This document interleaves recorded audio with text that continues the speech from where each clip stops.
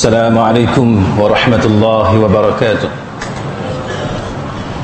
إن الحمد لله نحمده ونستعينه ونستهديه ونستغفره ونعوذ بالله من شرور أنفسنا ومن سيئات أعمالنا. من يهده الله فلا مضل له ومن يضلل فلا هادي له. أشهد أن لا إله إلا الله وحده لا شريك له وأشهد أن محمدا عبده ورسوله. اللهم صل وسلم على محمد وعلى آله وصحبه والتابعين بإحسان إلى يوم الدين. وبعد. Rabbi syarah li sadri, wahai Tuhanku, lapangkanlah dadaku ini. Wa yassir li amri, dan permudahkanlah urusanku. Wahlul 'uqdatam min lisani, dan uraikanlah kekeluhan lidahku. Yafqahu qawli, supaya mereka memahami kata-kataku ini. Yang dihormati lagi dimuliakan Tuan Imam, ahli-ahli jawatan kuasa Masjid An-Najah Padang Serai, seterusnya saudara-saudari, sahabat sahabiah, tuan-tuan, perempuan, mudah-mudahan dirahmati dan diberkati oleh Allah Subhanahu wa taala. Pada pagi ini saya ingin berkongsi dengan tuan-tuan sekalian firman Allah Subhanahu wa taala di dalam surah Az-Zukhruf. Surah Az-Zukhruf, khususnya ayat yang ke-67.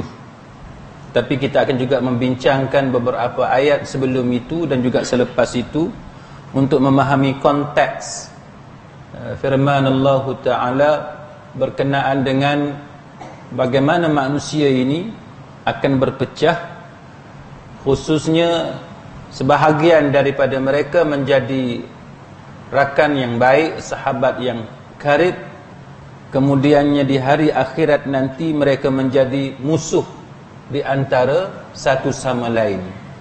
Dan bagaimana Islam mengajar kepada kita bahawa sesuatu persahabatan itu, sesuatu persaudaraan itu, pergaulan itu, keakraban kita hendaklah diasaskan kepada ketakutan kita ataupun ketakwaan kita kepada Allah Subhanahu wa taala, keimanan dan kepercayaan kita kepada kitab Allah dan juga sunnah Nabi sallallahu alaihi wasallam.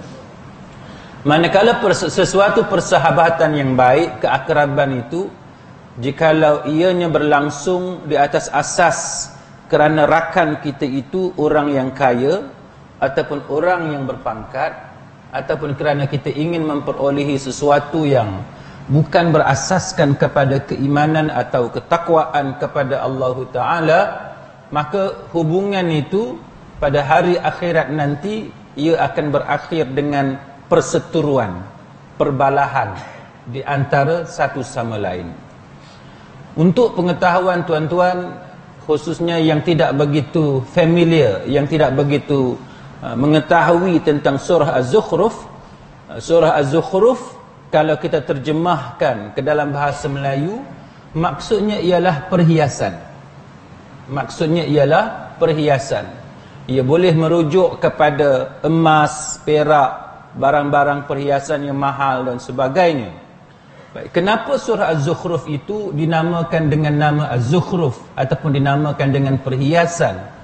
Kerana ada di antara ayat-ayat ataupun sebahagian daripada apa yang terkandung di dalam surah Az-Zukhruf, ia merujuk kepada perkara-perkara yang sangat disukai oleh manusia, iaitu perkara-perkara keduniaan. Dan dalam surah Az-Zukhruf ini Allah Ta'ala menceritakan kepada kita bagaimana perkara-perkara yang disukai ini, yang dalam bentuk keduniaan, yang mana ianya kemudiannya berakhir dengan penyesalan di hari akhirat nanti.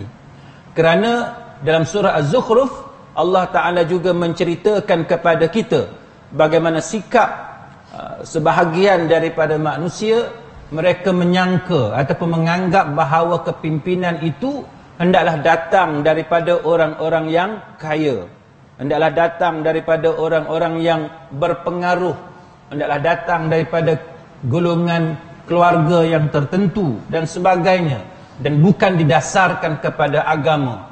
Maka dengan sebab itu dalam ayat ini diceritakan bagaimana kesemua kelebihan di atas dunia ini, jikalau tidak didasarkan kepada keimanan dan ketakwaan kepada Allah Ta'ala, maka ia akan berakhir dengan penyesalan.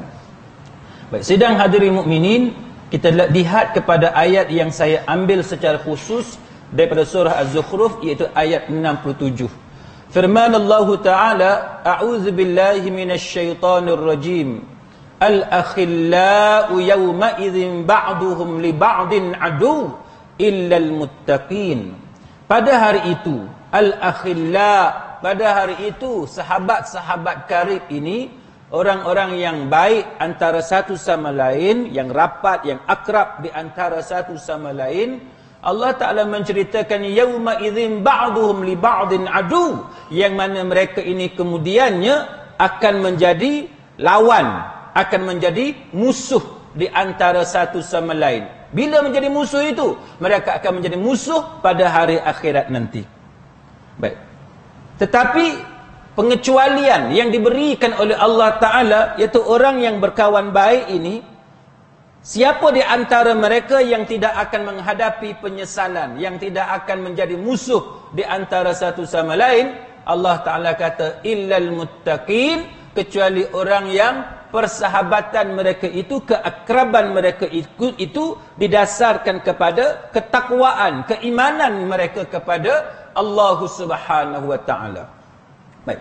Jadi sidang hadirin mukminin, pada hari ini kalau kita lihat, ada di kalangan kita bila mereka nak buat sesuatu keputusan, sama ada ingin berada dalam sesuatu kumpulan atau ingin keluar daripada sesuatu kumpulan, mereka tidak dasarkan keputusan itu kepada ketakwaan, mereka tidak dasarkan kepada ajaran agama, tapi mereka melihat kawan baik mereka itu buat keputusan bagaimana. Jadi kalau kawan baik mereka buat keputusan keluar daripada sesuatu kumpulan, mereka akan kata aku ikut sebab aku kenal orang ni. Bukan berdasarkan kepada apa yang Quran kata, bukan berdasarkan kepada apa yang sunnah Nabi sallallahu alaihi wasallam sebut, dan bukan berdasarkan kepada amalan para khulafa ar-rasyidin al-mahdiyyin. Ini antara perkara yang mana ia menjadi salah satu daripada bentuk ujian daripada Allah Subhanahu wa Ta'ala. Hidup ni macam-macam, tuan-tuan sekalian. Allah Ta'ala menguji kita. Kadang-kadang sikap suami kita, sikap isteri kita yang menguji kesabaran kita. Kadang-kadang yang menguji ketakwaan kita kepada Allah kerana anak kita. Kadang-kadang kerana sikap para pemimpin. Kadang-kadang sikap wakil rakyat di kawasan kita. Kadang-kadang perbalaan antara jiran, akhlak jiran yang menguji tahap kesabaran kita dan sebagainya. Kadang-kadang dalam bentuk natural disaster, dalam bentuk ancaman bencana alam umpamanya. Macam-macam. Cara Allah Ta'ala ini, dia cipta benda itu sebagai salah satu bentuk ujian kepada para hambanya. Maka kita sebagai seorang Islam, walau apa bentuk ujian yang datang daripada Allah Ta'ala, hendaklah keputusan yang kita buat adalah berdasarkan kepada takwa kita kepada Allah Ta'ala. Kalau itu boleh menyebabkan suami meninggalkan kita ataupun isteri meninggalkan kita, kalau itu boleh menyebabkan bantuan kepada kita ditarik balik, kalau itu boleh menyebabkan pangkat kita tidak dinaikkan, kalau itu boleh menyebabkan kita mengalami kerugian dalam bentuk wang ringgit dan sebagainya, maka orang yang takwa kepada Allah Ta'ala, dia tidak takut kepada sebarang ancaman kecuali daripada Allah Subhanahu wa Ta'ala.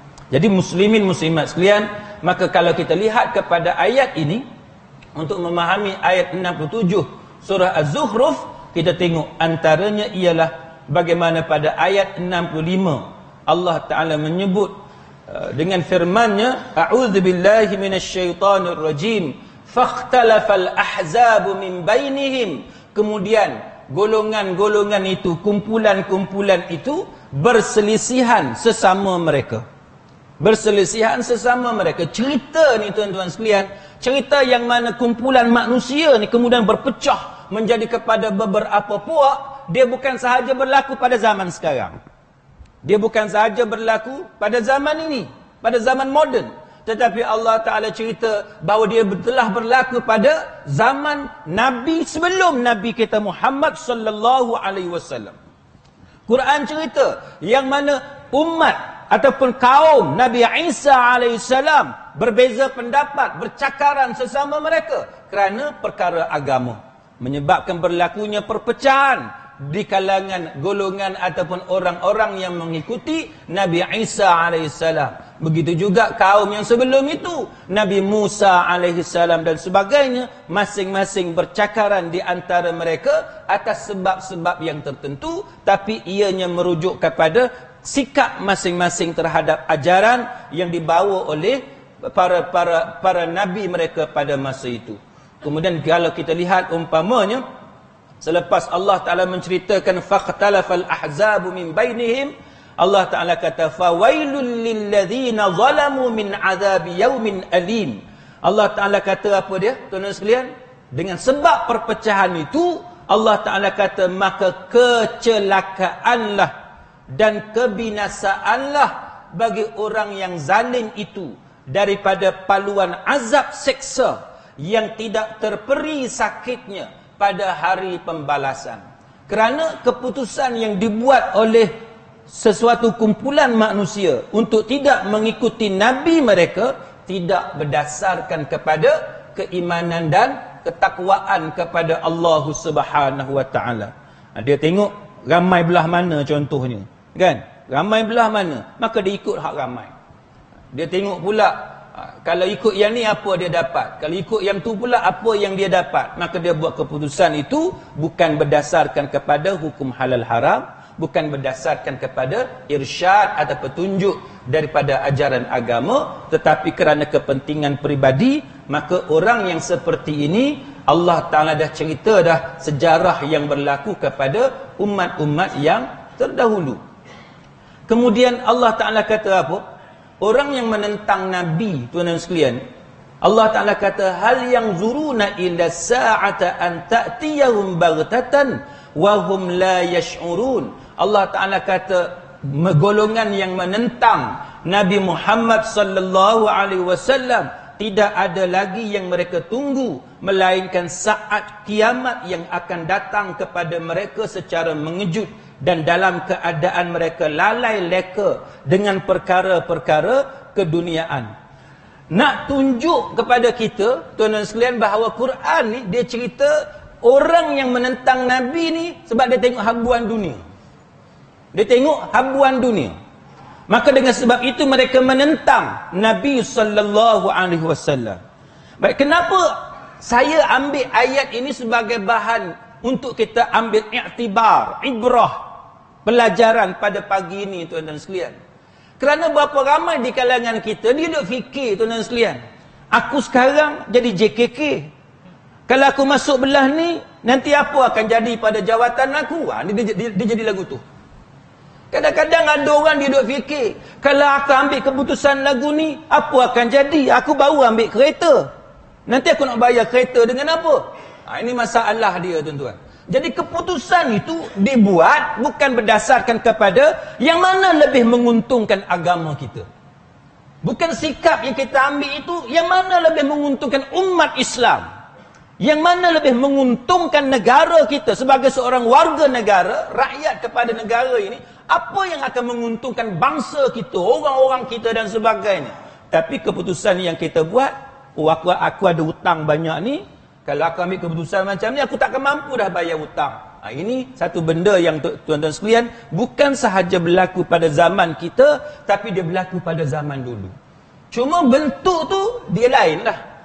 Kalau zaman sekarang, kita duk fikir ansuran kereta bulan-bulan nak bayar macam mana. Zaman sekarang kita duk fikir, kalau aku tak bayar hutang banyak ni, nanti aku akan diisytiharkan bankrupt dan sebagainya. Ataupun kita takut nanti rumah kita kena lelong dan lain-lain. Maka sebab itu kita buat keputusan sedemikian. Zaman Nabi, walaupun zaman Nabi dia tak ada ansuran bulanan kereta, dia tak ada ansuran bulanan rumah dan sebagainya, tetapi bentuk dia sama, iaitu bentuk keduniaan. Maka Allah Subhanahu wa taala dia bagi ancaman kepada kita. Ancaman macam mana tuan-tuan sekalian? Itu ancaman dalam bentuk Allah Taala kata, hal yanzuruna illa sa'ah, yang mana orang hak menentang Nabi ni tuan-tuan sekalian, benda hak berlaku dekat dia apa dia? As-sa'ah. As-sa'ah ni apa dia? Iaitu hari akhirat. Hari kiamat yang datang kepada mereka. Datang dalam bentuk yang macam mana? Allah Ta'ala kata, anta'tiyahum baghtatan. Dia datang secara tiba-tiba. Jadi kita yang beriman ni tuan-tuan, kita orang yang beriman ni, kita tak akan menerima bencana hari akhirat. Sebab semuanya telah dimatikan. Siapa yang ada iman kepada Allah Ta'ala, walaupun sedikit, maka dia dimatikan terlebih dahulu sebelum berlakunya kiamat. Tapi orang yang dalam hati dia langsung tidak ada keimanan kepada Allah, maka orang itu dia akan berhadapan dengan kemusnahan alam ini yang berpunca daripada berlakunya kiamat. Maka muslimin muslimat sekalian, ayat ini dia kata bahawa orang ini dalam keadaan leka kerana perkara-perkara keduniaan. Itu beberapa ayat sebelum ayat 67. Kalau tuan-tuan tengok kepada ayat 68 dan ke bawah itu, maka kita dapati Allah Ta'ala kata apa? Dia kata bahawa satu suara yang diserukan, satu bentuk seruan daripada Allah Ta'ala. Suara tu kata apa tuan-tuan? Suara seruan daripada Allah kata apa? Dia kata, ya ibadi, wahai hambaku, la khawfun alaikumul yaum. Janganlah kamu takut pada hari ini. Allah Ta'ala dia akan kata kepada kita tuan-tuan, hari akhirat nanti, bila kita semua dibangkitkan pada hari akhirat nanti, Allah Ta'ala kata, ya ibadi, wahai hambaku. Dia nada tu tuan-tuan lain. Nada seruan kepada makhluk ataupun manusia, insan yang dikasihi oleh Allah Ta'ala lain. Bila dia kata, ya ibadi, wahai hambaku, dia bunyi nada tu, intonasi tu tuan-tuan, itu nada kasih sayang. Macam kita sebagai ayah tuan-tuan, kita nak marah dekat anak kita, cara kita bercakap lain. Dengan nada kita nak pujuk, kita nak zahirkan rasa kasih sayang kepada anak kita, nada kita lain. Contohlah kan, anak kita buat benda yang menyakitkan hati kita dan kita tengking dia. Tuan-tuan panggil dia apa? Ada ke tuan-tuan panggil? Wahai anakku. Dia tak jadi gitu. Dia tak jadi wahai anakku. Dia tak jadi gitu tuan-tuan. Bila kita marah ni tuan-tuan ke anak, woi contohnya. Kan? Kadang-kadang tu keluar menatang. Panggil ke anak menatang pun ada. Dia pasal dia geram sangat, nak marah sangat. Tapi masa tuan-tuan panggil anak dalam keadaan kasih sayang, panggil apa dia? Panggil sayang, panggil adik, panggil kakak, kan? Panggil abang. Siapa dia abang? Anak. Bukan abang mak tua pada kita dah, tapi bahasa manja kepada anak kita. Dalam konteks ayat ni, Allah Ta'ala guna perkataan apa? Ya ibadi, wahai hambaku. Maknanya apa tuan-tuan? Macam cerita kita tadilah. Mana satu istilah khusus yang datang daripada Allah, seruan ini datang daripada Allah Ta'ala, yang mana seruan itu adalah seruan kasih sayang, rahmat daripada Allah Ta'ala kepada hamba dia sayang. Maka perkataan yang digunakan oleh Allah Ta'ala, yang Allah Ta'ala sebut dalam ayat 68 surah Az-Zukhruf ini, Allah Ta'ala kata, ya ibadi, wahai hambaku. Dia kata apa? La khawfun alaikumul yaum. Tidak ada ketakutan, la khawfun, tidak ada ketakutan ke atas kamu pada hari ini. Kalau manusia tuan-tuan, mak kata ke anak dia, ataupun ayah kata ke anak dia, jangan takut. Tak. Jangan takut. Itu nada tuan-tuan sekalian yang datang daripada Allah bila dia sayang dekat hamba dia. Macam kita manusia juga tuan-tuan sekalian, bila kita sayang ke anak kita, kita nampak anak kita takut, kita bagi tahu ke anak kita, jangan takut, ayah ada. Jangan takut, mak ada dekat sini. Itu cara Allah Ta'ala dia khabarkan kepada kita apa yang akan berlaku pada hari akhirat nanti.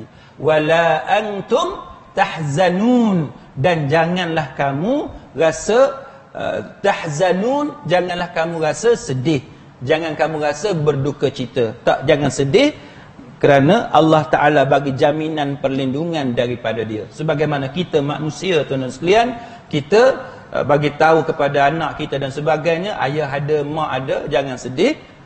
Engkau nak apa, ayah boleh sedia, mak boleh sedia dan sebagainya.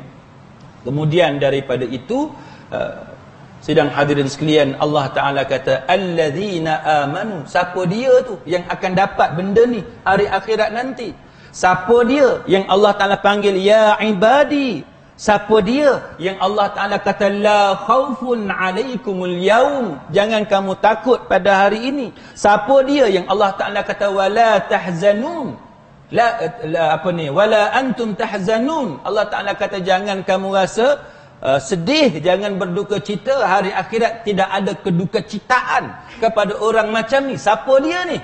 Ciri-ciri dia, karakteristik dia apa dia, tuan-tuan sekalian? Allah Ta'ala kata alladzina amanu, orang yang beriman, bi ayatina, dengan ayat-ayat kami, dengan tanda-tanda kami, wa kanu muslimin, dan mereka adalah orang-orang Islam yang taat dan patuh. Dalam kes yang duk berlaku sekarang, muslimin-muslimat sekalian, saya pergi jumpa dengan kawan-kawan. Saya tanya, pas apa yang tak puas hati?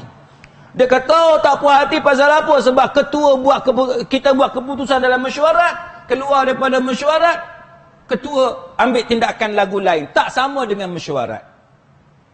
Tak boleh jadi ketua lagu ni, presiden lagu ni tak boleh jadi. Pasal apa? Mesyuarat lagu lain, dia pergi buat lagu lain.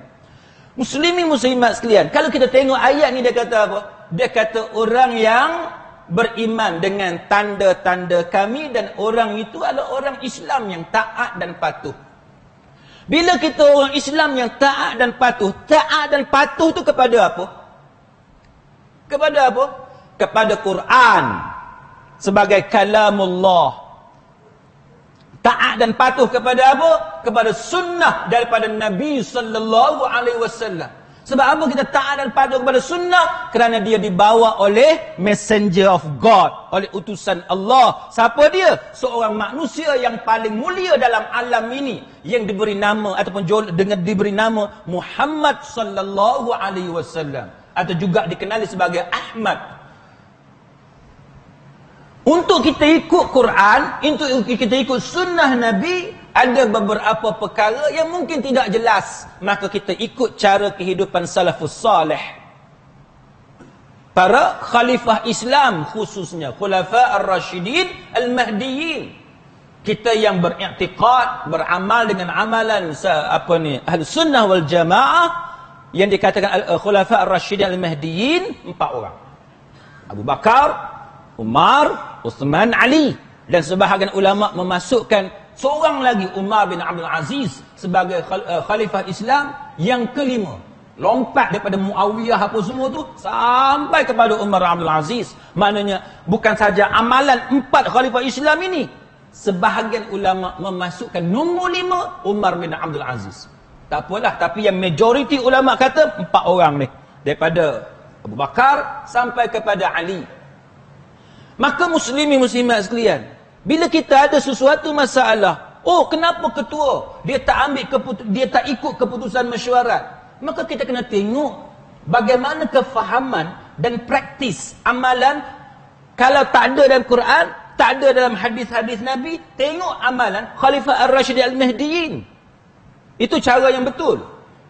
Maka kalau tuan-tuan belajar Qanun Dusturi Islami, apa dia Qanun Dusturi Islami? Iaitu Islamic Constitutional Law, undang-undang perlembagaan Islam. Dia ada satu tajuk kecil dalam pengajian undang-undang perlembagaan Islam yang kita panggil Syura. Yang kata Syura ni apa dia? Kita orang Melayu panggil mesyuarat lah, kan? Majlis mesyuarat. Masjid ni ada majlis mesyuarat dia. Yang kita panggil apa dia? AJK Masjid, kan? Kalau peringkat negeri, kita kata exco lah contohnya. Peringkat negara, kita kata menteri. Katalah dalam mesyuarat ni kita dah buat sesuatu keputusan. 1, 2, 3, 4, 5. Ada 5 keputusan yang kita dah buat. Sekarang tuan-tuan sekalian, ketua kita tu, ketua kita, masjid yang ada sekarang, ketua dia siapa? Kalau di Kedah, tu imam, kan? Imam. Kalau di belah Pulau Pinang, imam bukan ketua, tapi pengurusi. Mana pengurusi dengan imam tu lain. Yang bos nombor satunya, pengurusi. Kalau di belah Kedah ni, imam dengan pengurusi sama, kan? Sama. Kalau peringkat exco, menteri besar contohnya. Peringkat negara, Perdana Menteri. Kalau peringkat persatuan, organisasi dan sebagainya, yang dipertua, presiden, pengerusi dan apa-apa istilah lah. Tuan-tuan sekalian. Boleh atau tidak ketua kepada mesyuarat ni, mesyuarat dah buat keputusan 1, 2, 3, 4, 5, boleh tak ketua ni dia pergi buat keputusan lain pula? Mana dia tak ikut keputusan mesyuarat.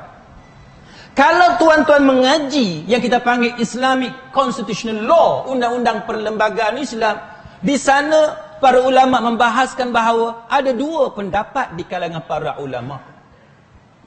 Ada 2 pendapat. Apa dia? Yang pertamanya, keputusan mesyuarat dia panggil binding, binds, mengikat ketua. Mana ketua wajib patuh. Ketua wajib patuh kepada keputusan mesyuarat. Kalau tak mau patuh kepada mesyuarat, buat apa? Buat mesyuarat. Itu alasan dia lah. Banyaklah alasan-alasan. Tapi ringkas cerita yang tu. Muslimin muslimat sekalian. Tapi ada pendapat yang kedua. Pendapat yang kedua kata apa tuan-tuan sekalian? Pendapat yang kedua kata berdasarkan kepada amalan salafus salih, khususnya pada zaman pemerintahan Khalifah Abu Bakar Siddiq, tuan-tuan sekalian, menunjukkan kepada kita bahawa keputusan mesyuarat dia tidak bind, dia tidak binding, tidak mengikat, tidak mengikat ketua. Dia hanya bersifat persuasif, persuasif sahaja. Maknanya elok untuk ketua ikut. Kalau ketua tak mau ikut, tak apa, dia ada hak dia untuk dia tak ikut. Maka para ulama berbahas panjang lebar, tuan-tuan sekalian. Ada yang setuju dengan pendapat ini, ada yang tak setuju dengan pendapat ini. Golongan yang mempertahankan pendapat yang mengatakan bahawa mesyuarat tidak mengikat ketua, mereka mengambil dalil daripada peristiwa Abu Bakar Siddiq yang membuat keputusan untuk melancarkan serangan dan membunuh golongan murtad pada zaman itu. Siapa dia? Yang enggan bayar zakat. Tuan-tuan sekalian, Umar Khattab tak setuju. Umar Khattab tidak setuju. Maknanya, pegawai-pegawai yang ada pada zaman Abu Bakar Siddiq menjadi khalifah, Umar Khattab tak setuju. Dia bagi tahu kepada Abu Bakar Siddiq, mana boleh kita bunuh orang yang mengucap La ilaha illallah. Umar Al-Khattab menentang keputusan Abu Bakar Siddiq. Tetapi Abu Bakar tetap melancarkan serangan dan membunuh golongan yang enggan membayar zakat di atas alasan kerana Abu Bakar Siddiq kata kita tak boleh biarkan orang yang membezakan kewajipan membayar zakat dengan kewajipan lain seperti solat dan sebagainya. Walaupun dia mengucap 2 kalimah syahadah, tapi kerana dia bezakan kewajipan semayang dengan kewajipan bayar zakat, maka mereka itu diisytiharkan sebagai golongan yang terkeluar daripada agama Allah. Maka sebab itulah Abu Bakar Siddiq melancarkan serangan.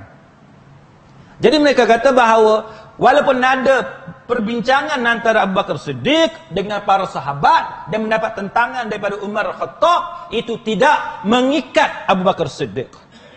Tidak mengikat Abu Bakar Siddiq. Bukan kata wajib Abu Bakar Siddiq terikat kepada keputusan mesyuarat.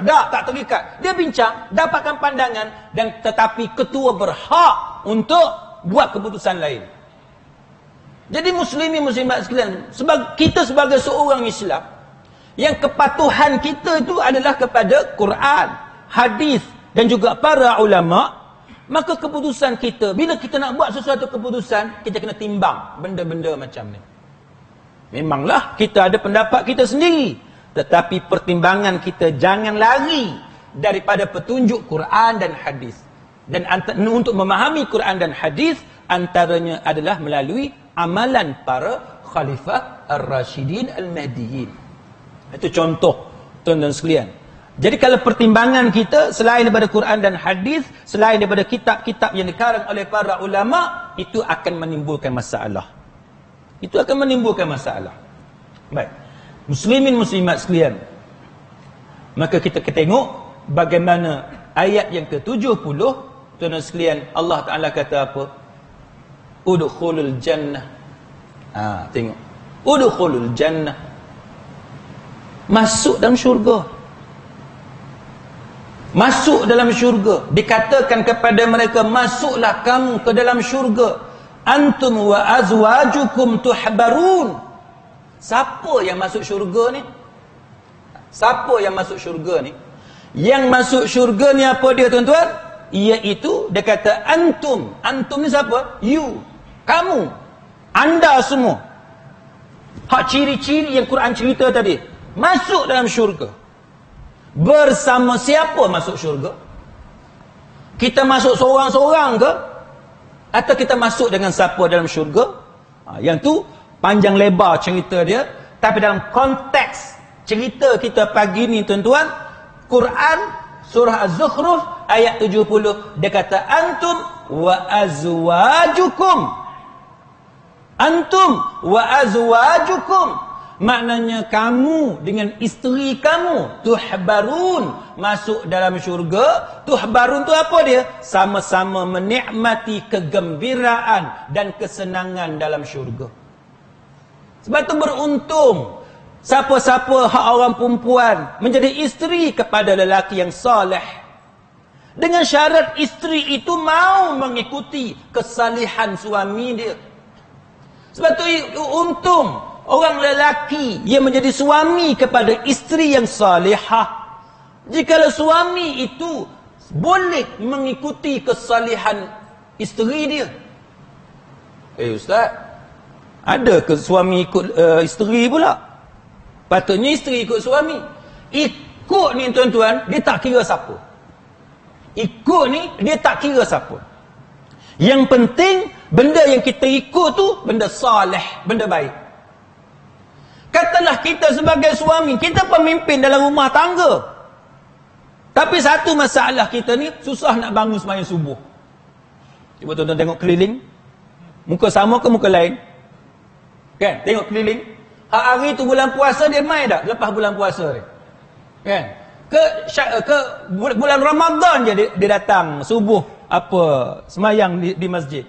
Ataupun lepas Ramadan, masuk Syawal, dia kekal dengan ibadat dia dalam bulan Ramadan.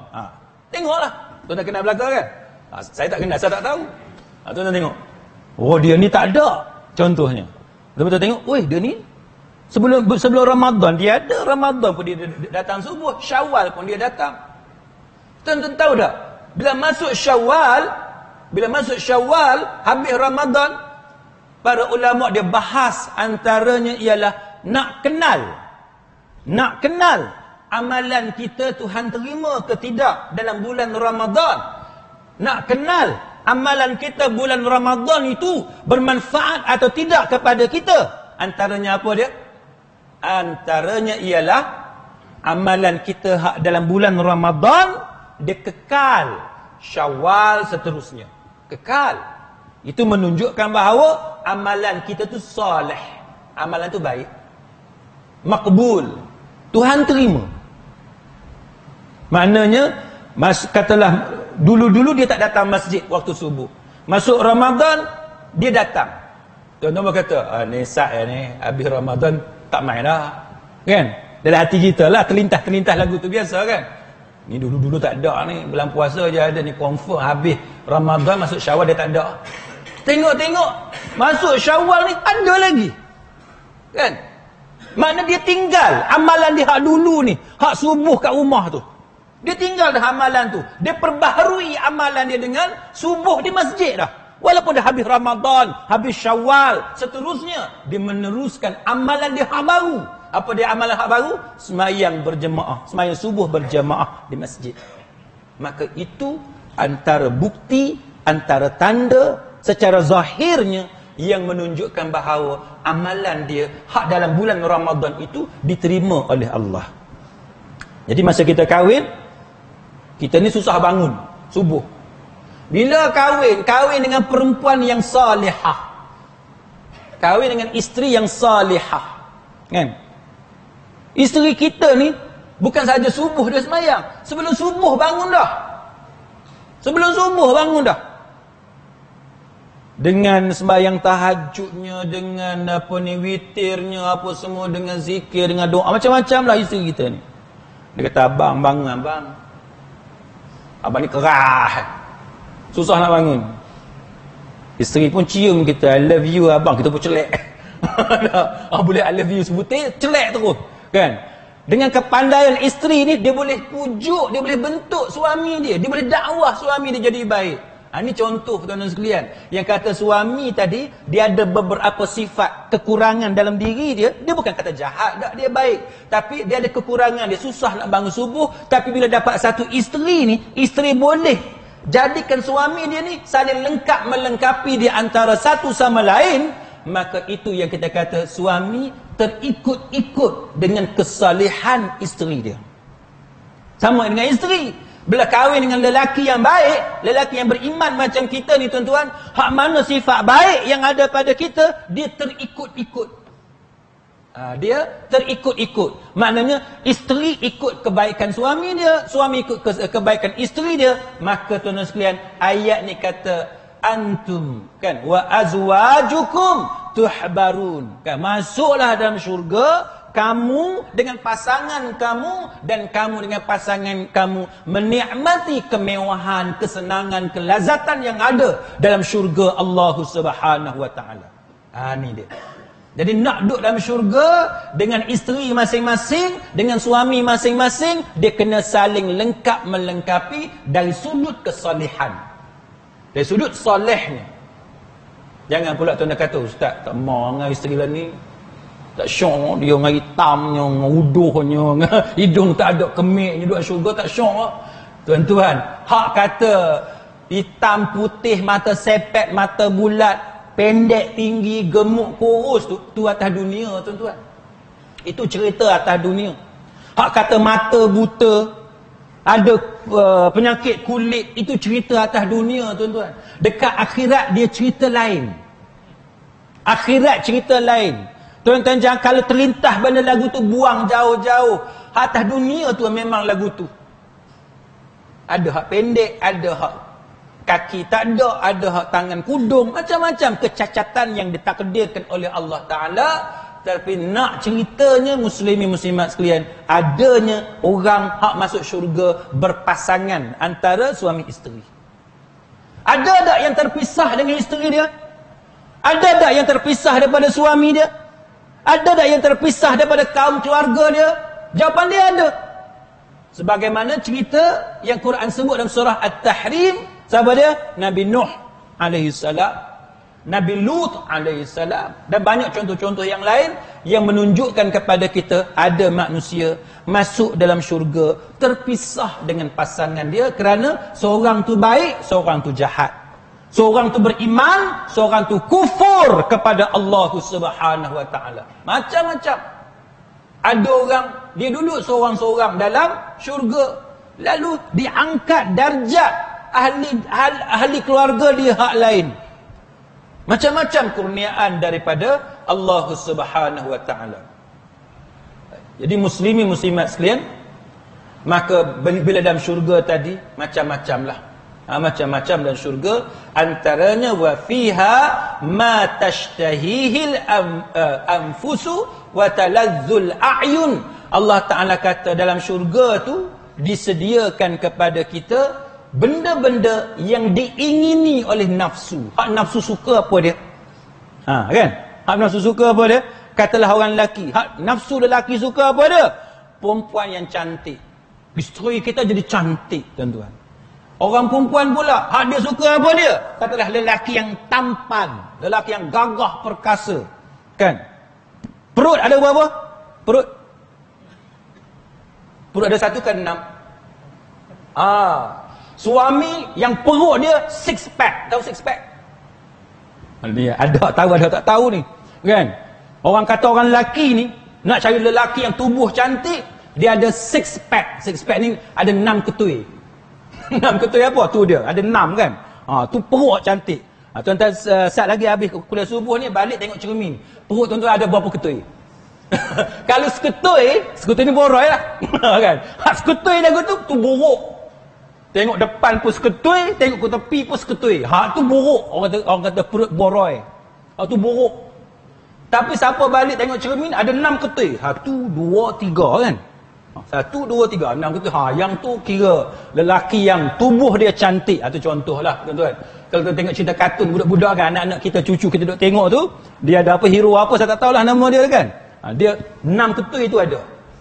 Nak kata lagu tu. Jadi orang perempuan dia suka apa? Nafsu dia suka apa? Dalam syurga tu ada. Allah Ta'ala kata benda yang disukai oleh nafsu ada dalam syurga. Jadi muslimin muslimat sekalian, itu antara benda yang Allah Ta'ala ceritakan kepada kita. Syurga tu apa dia? Allah Ta'ala kata watilkal jannatul lati. Syurga tu apa dia? Uristumuha bima kuntum ta'malun. Syurga ni kita dapat tuan-tuan, kita warisi sebab apa? Allah Ta'ala kata bima kuntum ta'malun, dengan sebab amalan kamu. Dengan sebab amalan kita, sebab tu kita dimasukkan ke dalam syurga oleh Allah Ta'ala. Maknanya kerana amalan soleh kita, kerana zikir kita, kepatuhan kita kepada Quran, kepada hadis dan sebagainya. Baik. Kemudian muslimin muslimat sekalian, bila kita tengok kepada dalil-dalil yang ada dalam agama kita, kita dapati bahawa sahabat karib ni pengaruh dia sangat besar. Pengaruh dia sangat besar. Antaranya, tuan-tuan sekalian, saya tak mahu sebut hadis yang panjang ni, sebab hadis ni tuan-tuan pun dah tahu, iaitu dalam hadis Bukhari, dia cerita perumpamaan yang dibuat oleh Nabi, berkawan dengan kawan yang soleh ni seperti penjual minyak wangi. Kan? Itu saya tak bercerita lah, tuan-tuan dah biasa belajar hadis tersebut. Kawan yang jahat siapa dia? Diumpamakan seperti tukang besi kan. Yang tu tuan-tuan dah tahu. Paling-paling kurang panas besi tadi kena kat kita. Paling-paling kurang bau hak wangi tu dapat kita cium. Hak tu paling kurang. Bergantunglah. Tuan-tuan berkawan dengan toke ayam. Dapat apa? Dapat ayam. Kan? Saya pergi satu kuliah. Tak mau sebutlah kuliah kat mana. Saya pergi satu kuliah. AJK yang duk panggil saya, duk telefon saya ni, dia ada ayam, dia ada itik. Kan? Pergi-pergi dekat masjid tu habis kuliah subuh, dia kata, Ustaz nak apa? Saya bunyi tu macam nak bagi kereta, nak bagi rumah. Ustaz nak apa? Ustaz habak, dia kata. Ustaz habak, Ustaz nak apa? Saya pun terpinga-pinga sebab saya tak tahu dia tu kerja apa kan. Kita nak minta apa? Adakah maksud dia nak apa tu, nak ajak pergi makan nasi lemak ke? Kita tak tahu. Saya kata nak apa Haji? Dia tu Ustaz habak, saya ada banyak, dia kata. Ada ayam, dia kata, ada itik, ada telur, dia kata. Ustaz habak, Ustaz nak apa? Kalau tuan-tuan jadi saya lah, tuan-tuan minta apa? Saya kata ayah, saya kata Haji. Kan? Tak ayah Haji kata nak balik lah, saya kata. Habis kuliah subuh nak balik. Dah Ustaz mai jauh-jauh ni, Ustaz abang, Ustaz nak apa, dia kata.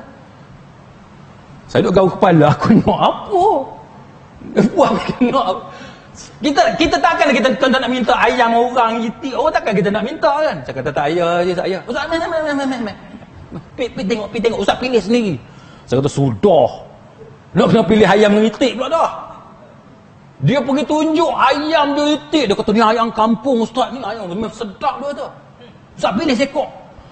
Saya takkanlah saya nak pilih ayam, tuan-tuan. Saya kata tak ayah Haji. Tak apa Ustaz. Dah saya tak berani nak pilih, dia pun ambil seekor. Dia ikat ayam dia buat kotak. Itik Ustaz ada itik. Sudah. Itik pula dah. Ayam dia bagi itik pula. Saya kata Haji tak payah Haji. Tak apa. Dia pun ambil seekor, dia buat kotak. Dua ekor lah dapat. Ayam seekor, itik seekor. Kan? Saya kata habis lah kali ni. Saya duk fikir macam mana nak bawa balik. Sebenarnya saya bukan tak mahu ayam yang itik tu.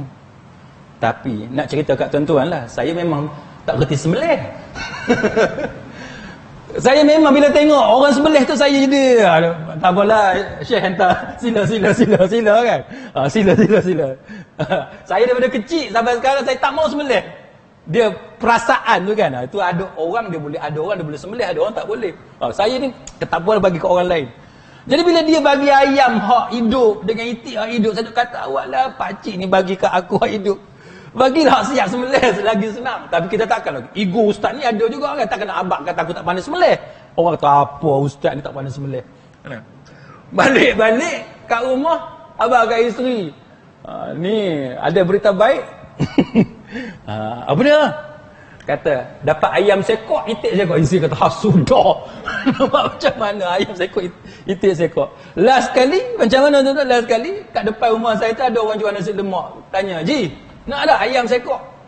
Ayam kampung dengan itik nak tak?" Dia kata, "Ramai ustaz, boleh kita jual esok." Dia kata. Bagi dekat haji kat depan rumah tu lah. Kan? Tapi nak ceritanya tuan-tuan, apa yang kita dapat daripada orang yang kita baik, yang kita kenal tu apa dia? Apa yang kita dapat? Daripada pekerjaan dia lah. Kan? Tuan-tuan baik dengan saya, tuan-tuan dapat apa? Nanti bila ada kes mahkamah ke apa, tuan-tuan nak cari saya. Kan? Ada lagu tu. Kalau polis, tuan-tuan berkawan dengan polis, lagi senang, Syekh. Dia kena saman, dia ada 3 saman, tolong settle kan. Tu untuk kawan dengan polis. Tuan-tuan duduk pergi marah polis. Tu pasal apa? Jangan marah, jangan maki. Oh, entah ni bagus ni, dapat pahala banyak. Padahal kita nak bodek dia, ada 3 saman, tak settle lagi. Kalau satu saman dah 100.5, kalau 3 saman dah 400.5. Itu contoh. Dah. Kalau tuan-tuan berkawan dengan wakil rakyat, berkawan dengan menteri, dapat projek kan. Contohnya. Nak ceritanya, kita dapat daripada kawan baik apa yang dia ada tu. Jadi Nabi cerita dalam hadis Bukhari ni, lagu tu lah perumpamaan. Kawan baik macam mana, kawan jahat macam mana. Saya takkan hurai hadis tu sebab saya percaya tuan-tuan dah biasa mengaji benda ni. Tapi nak ceritanya, Imam Bukhari dia cantumkan hadis tadi, hadis cerita pasal tukang besi dengan penjual minyak angin ni, dia cantum dalam satu tajuk yang kita panggil anjuran, dorongan, galakan untuk berkawan dengan orang soleh dan meninggalkan, menjauhi kawan hak buruk. Hak buruk mana jahat lah. Itu yang penting. Imam Nawawi kata apa? Dia kata bahawa hadis ni dia buat satu perbandingan. Hak jual minyak wangi tadi nak cerita orang baik, kan? Akhlak dia mulia, sikap dia wara', ilmu dia, adab dia, akhlak dan sebagainya. Lepas tu pula yang tukang besi ni nak cerita orang yang buruk, ahli bid'ah, orang yang ada sikap buruk hak lain. Tu cara dia cerita. Imam Nawawi kata. Ibnu Hajar kata apa tuan-tuan? Ibnu Hajar Al-Asqalani kata apa? Dia kata hadis ini menunjukkan bahawa kita jangan sekali-kali berkawan dengan orang yang boleh merosakkan agama. Satu, jangan berkawan dengan orang yang boleh merosakkan agama kita. Satu. Yang kedua, Ibnu Hajar kata apa? Jangan berkawan dengan orang yang boleh merosakkan dunia kita. Bukan sahaja agama. Islam ni tuan-tuan, dia ajar kepada kita bukan sahaja soal agama, tapi Islam juga ajar kepada kita jangan berkawan dengan orang yang boleh merosakkan dunia kita juga. Jadi benda yang duk berlaku sekarang, dah pukul 7 lebih tuan-tuan, benda yang duk berlaku sekarang daripada pengamatan saya dapati ada sebahagian daripada kita muslimin muslimat sekalian, bila dia buat sesuatu keputusan sebab apa? Sebab kawan. Yang ni jangan. Walaupun kita baik dengan dia, tapi keputusan kita mesti berasaskan kepada Quran dan hadis. Tak ada secara jelas dalam Quran, tidak ada panduan yang jelas dalam sunnah. Tengok pula salafus soleh, kan? Para khalifah Islam, para sahabat-sahabat Nabi, para tabi'in dan sebagainya. Itu cara kita buat keputusan dalam apa sahaja urusan dunia kita sekarang, ataupun dalam soal urusan kita dalam soal ibadat, soal perkara-perkara akhirat. Jadi muslimin muslimat sekalian, kesimpulan yang saya boleh buat, nasihat saya kepada diri saya sendiri tuan-tuan, dan juga kepada tuan-tuan sekalian, kawan tu tetap kawan. Kita jangan bergaduh. Kita jangan bergaduh. Sebab apa kita jangan bergaduh, tuan-tuan sekalian? Sebab bergaduh ni dia ada perkara yang tertentu. Boleh kita bergaduh. Contohnya, perkara yang bersifat qat'i. Yang tu kita kena bergaduh. Benda yang qat'i kena bergaduh. Apa dia? Zina contohnya. Ada orang zina. Yang tu kita, kalau kita nasihat dia tak mau dengar, boleh sampai tahap bergaduh pun tak apa. Minum arak contohnya. Ada orang jual arak. Kita kata, oh ni tak boleh. Nasihat cara baik tak pakai. Boleh bergaduh dalam bab-bab yang qat'i.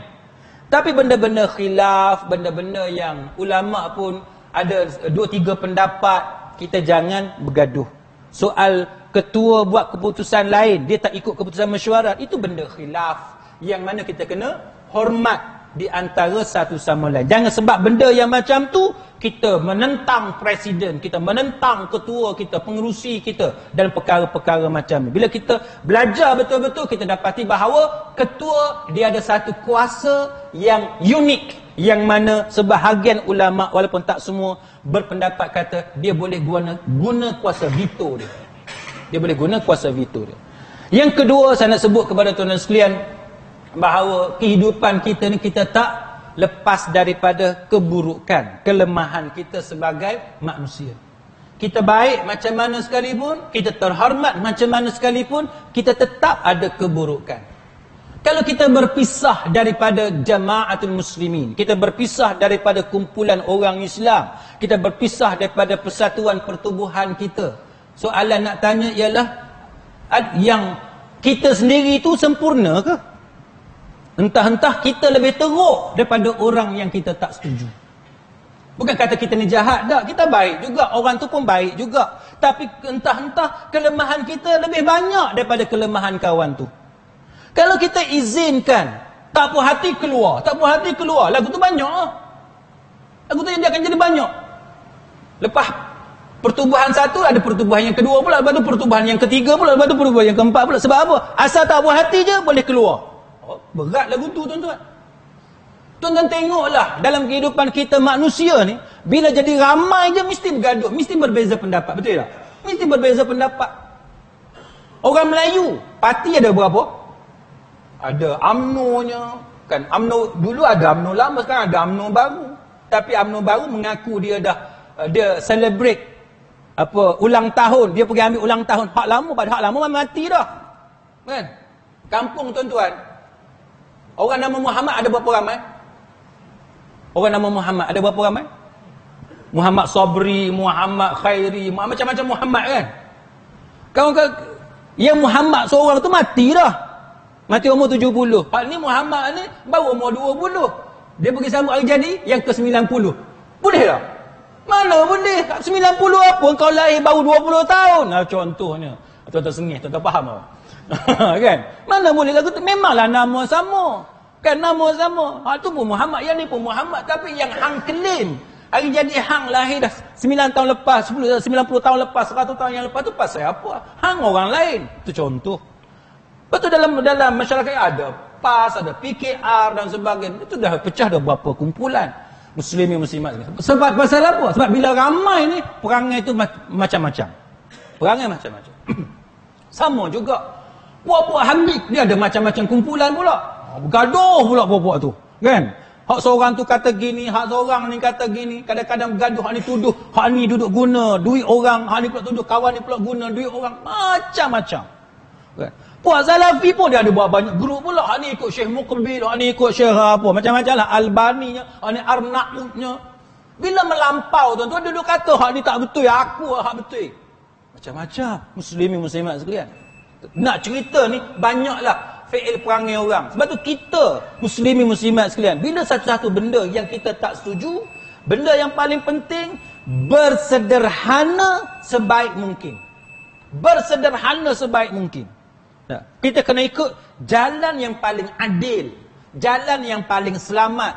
Maka selagi tuan-tuan ikut Quran, selagi tuan-tuan ikut hadis Nabi dengan tepat, tuan-tuan ikut salafus salih dengan cara yang paling tepat, takkan sesat tuan-tuan. Yang duk sesat ni sebab kita duk melencong keluar daripada jalan yang ditetapkan. Jadi muslimin muslimat sekalian, saya harap saya sendiri dan tuan-tuan sekalian, kita tidaklah menghabiskan masa kita untuk bergaduh dalam perkara-perkara yang tidak sepatutnya. Sebaik-baik yang mungkin kita saling tolong menolong di antara satu sama lain, supaya di hujung cerita tu, yang menangnya tak ada hak lain, Islam. Al-Islamu ya'lu wa la yu'la alaih. Islam itu tinggi dan tidak ada ideologi, tidak ada ism, tidak ada agama lain, tidak ada amalan lain, ajaran lain yang lebih tinggi daripada ajaran Islam. Wallahu a'lam. Aqulu qawli hadza wa astaghfirullah al-azim li wa lakum. Wassalamu alaikum warahmatullahi wabarakatuh. Takbir.